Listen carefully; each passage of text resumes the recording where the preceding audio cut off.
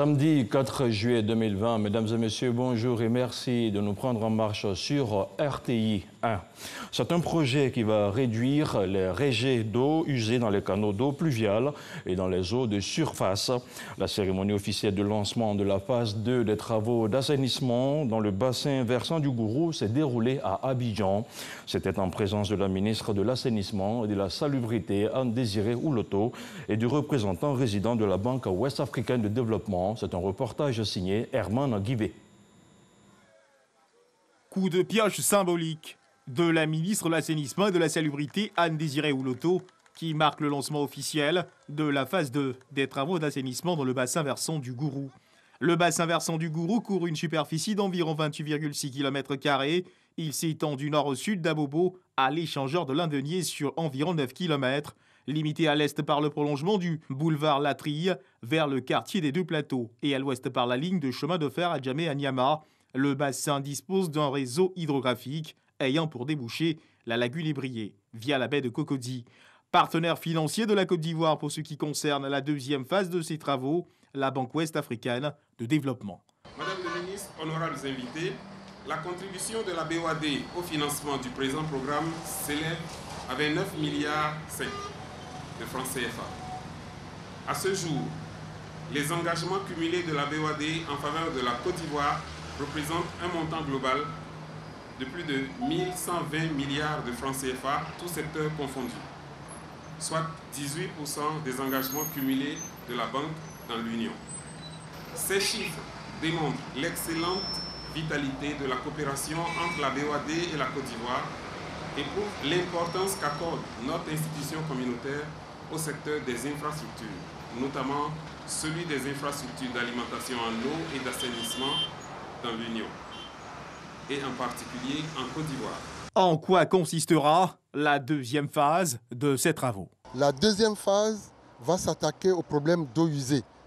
Vous voyez bien qu'on est en train d'investir des sommes énormes pour la valorisation de la baie de Cocody. Or, ce qui se constate aujourd'hui, il y a des débits importants d'eau usée qui y arrivent et qui sont à l'origine des odeurs. Et donc, dans cette deuxième phase, on va faire en sorte à réduire au moins de 80% les débits d'eau usée qui arrivent dans la baie de Cocody.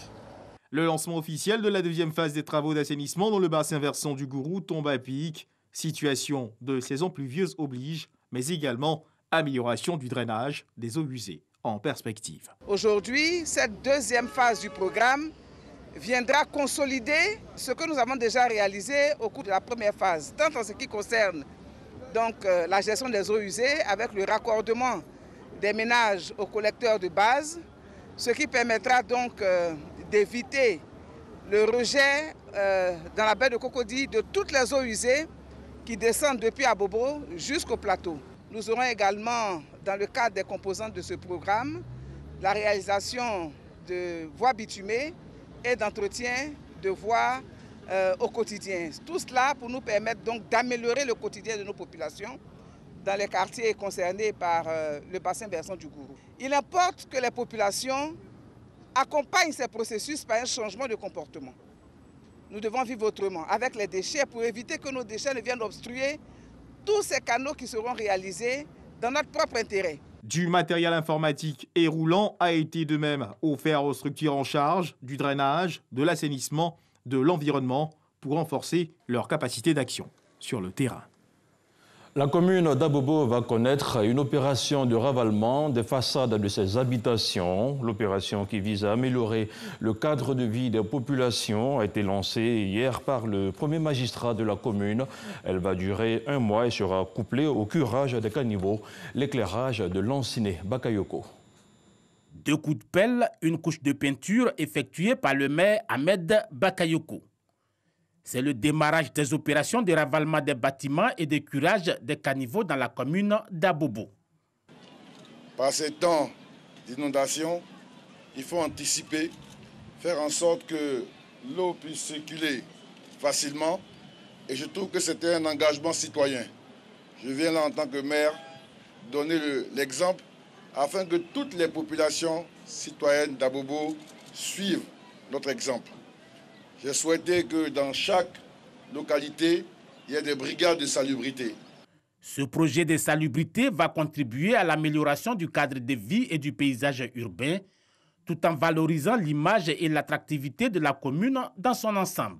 Un projet très attendu par les populations. Lorsqu'on jette les ordures, c'est ce qui a provoqué tout ce qu'on est en train de constater 2 jours. Les caniveaux sont bouchés, l'eau est en train de prendre la voirie. C'est à cause de ce que les ordures ont bouché tous les caniveaux. Plus qu'une simple action de salubrité, cette opération d'assainissement est une opportunité d'affaires pour les artisans de la commune. Quant au linéaire accuré, il avoisine les 5000 mètres carrés. Une centaine de jeunes seront également recrutés pour assurer la continuité du service. Pour Ahmed Bakayoko, Abobo, malgré la modestie de ses habitants, ne peut rester en marge du développement. C'est vrai que les populations d'Abobo ne sont pas des populations très nanties, mais cela n'implique pas qu'on ne peut pas avoir un cadre de vie sain, propre et beau. Donc je souhaite l'engagement de tous et rendez-vous dans quelques mois pour voir les résultats, pour démontrer à la face du monde qu'on peut ici à Abobo faire rêver nos populations en leur offrant un cadre de vie sain, agréable et beau. Cette phase pilote qui va donner fière allure à Abobo devrait durer 1 mois. Nous mettons à présent le cap sur la commune d'Assini. La mesure de suspension des titres d'occupation des terres du littoral et du pourtour lagunaire a été levée jeudi dernier. C'est le ministre de la Construction, du Logement, de l'Urbanisme, Bruno Nabayekone, qui en a fait l'annonce. Une très bonne nouvelle pour les populations et propriétaires terriens. Cheikh Aboubakar Kone. C'est le 22 mai 2017, sur instruction du Premier ministre, qu'a été décrétée la suspension de la délivrance de tout titre d'occupation des terres du littoral et du périmètre lagunaire d'Assini. Depuis cette date, les transactions foncières dans cette localité ont été gelées. Un manque à gagner pour Sylvain, démarcheur et intermédiaire dans la vente de terrain. Son activité a été fortement impactée. L'activité principale des habitants ici, c'est la pêche. Et aujourd'hui, après la pêche, c'est la vente des terrains. Donc, on vend un peu, les parents vendent un peu, ils gardent un peu, ils vendent un peu, ils gardent un peu. Et depuis cette affaire, ça fait que, d'abord, la pêche ne bouge plus. Donc, c'est sur les terrains que les gens vivent un peu. Aujourd'hui, avec cette levée de la mesure de suspension, c'est un ouf de soulagement pour les populations, mais surtout les propriétaires terriens. Il faut être vraiment sincère, nous avons souffert 3 ans. 3 ans de souffrance pour un royaume qui n'a ni cacao, ni café. Nous ne vivons que de la pêche et de nos terres. Suspendre les terres pendant 3 ans, ce n'est pas chose facile. Aujourd'hui, nous pouvons pousser un ouf de soulagement parce que nous aurons la possibilité de vendre nos terres et faire tous nos papiers comme cela se doit dans la légalité. Par le passé, dans la ville d'Assini, les transactions foncières s'effectuaient dans un désordre, de nature à contrarier les intérêts touristiques et économiques de la région et de l'État, en dotant exceptionnellement la ville d'Assini d'un plan directeur d'urbanisme dont la résultante est la levée de la mesure de suspension.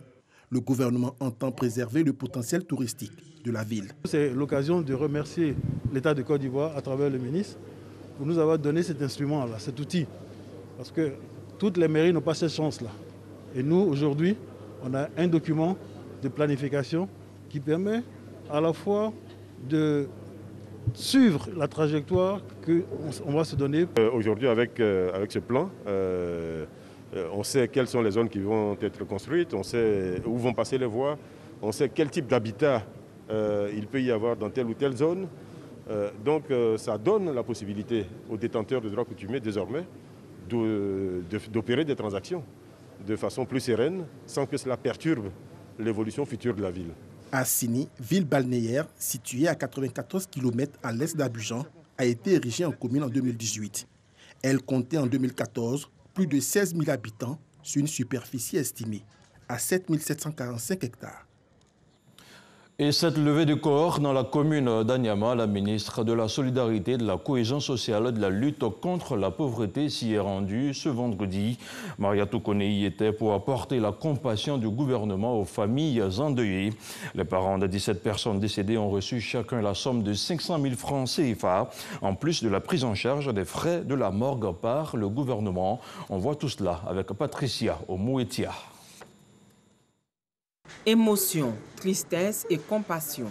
Moment très douloureux pour ces familles endeuillées par le drame d'Anyama causé par la pluie du jeudi 18 juin dernier. Seydou Bakayoko, chauffeur, 45 ans, a perdu 5 personnes dans ce drame. 5 personnes, madame, c'est lourd, c'est trop. Vraiment, je dis merci au gouvernement. Depuis le début des événements, vraiment, on trouve le soutien du gouvernement. Réconfortés par la ministre de la Solidarité, de la Cohésion sociale et de la lutte contre la pauvreté, les 17 familles ont reçu chacune une enveloppe de 500 000 francs CFA par personne disparue. Les soins des blessés et les frais des corps à la morgue ont été pris en charge par le gouvernement ivoirien. Pour le maire de la commune, la sensibilisation pour quitter les lieux à risque continue. Je voudrais rassurer au gouvernement ivoirien et la mairie, nous allons déguerpir tous ceux qui sont installés dans les zones à risque. La sensibilisation que nous faisons chaque année a été accentuée depuis 2018 où les inondations ont commis de nombreux dégâts. Nous ne voulons plus revivre ce que nous avons vécu. Le ministère de la Solidarité, au nom de l'État de Côte d'Ivoire, exprime sa compassion aux familles endeuillées et s'associe aux prières pour le repos de l'âme des victimes. Cette cérémonie d'hommage aux disparus d'Anyama a pris fin à la morgue. Une prière a été dite pour les disparus, suivie de la levée du corps.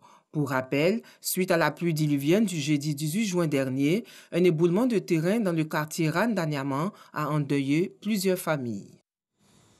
Faisons à présent le point de la situation de la maladie à coronavirus. Le ministère de la Santé et de l'Hygiène publique a enregistré hier, vendredi 3 juillet, 252 nouveaux cas de Covid-19 sur 1270 échantillons prélevés, soit 19,8% de cas positifs, 66 guéris et 2 décès, dont des diagnostics post-mortem de Covid-19.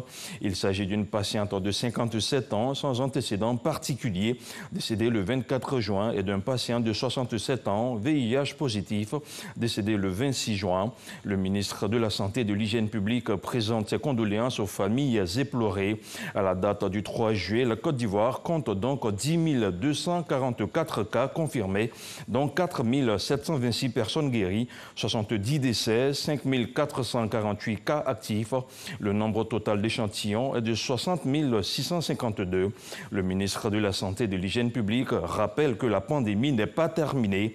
Il exhorte les populations au strict respect des mesures barrières, notamment le lavage des mains à l'eau et au savon, la distanciation physique et le port de masque lorsque nous sommes dans les lieux publics afin de nous protéger et de protéger les autres. Place à présent à l'actualité internationale avant de refermer ce point d'information. En République démocratique du Congo, le Bureau conjoint des Nations Unies aux droits de l'homme a rapporté cette semaine une hausse des cas de violation des droits de l'homme dans la province de l'Ituri. À l'instar du mois précédent, les groupes armés sont les principaux responsables des violations documentées. Des renforts militaires ont été envoyés dans cette province en proie à plusieurs types de menaces. Officiellement, les militaires sud-soudanais pourchassent les rebelles de ce pays. Dans ce territoire congolais, des scènes de pillage et d'incendie de maisons ont été rapportées par plusieurs sources dans cette zone. Et puis au Mali, 7 soldats ont été tués jeudi dans une embuscade tendue dans le cercle de Bankas, dans la région de Mopti, dans le centre du pays. Selon un communiqué publié, il s'agit d'une patrouille qui a été accrochée dans la nuit du 2 juillet aux environs de 20 h à l'entrée du village de Gouari, indique l'armée malienne. L'état-major des armées ajoute que 2 soldats ont été blessés et 3 portés disparus au cours de cet accrochage. Il précise que le détachement des FAMA a été pris à partie à l'entrée du village de Gouari par des individus à bord de 3 véhicules et une quarantaine de motos. Une mission de renfort a été dépêchée sur les lieux et les blessés ont tous été évacués, conclut l'armée malienne. Voilà, c'est tout pour ce 6h30. Merci à vous tous qui l'avez regardé. Je vous retrouve ce soir à 23 h.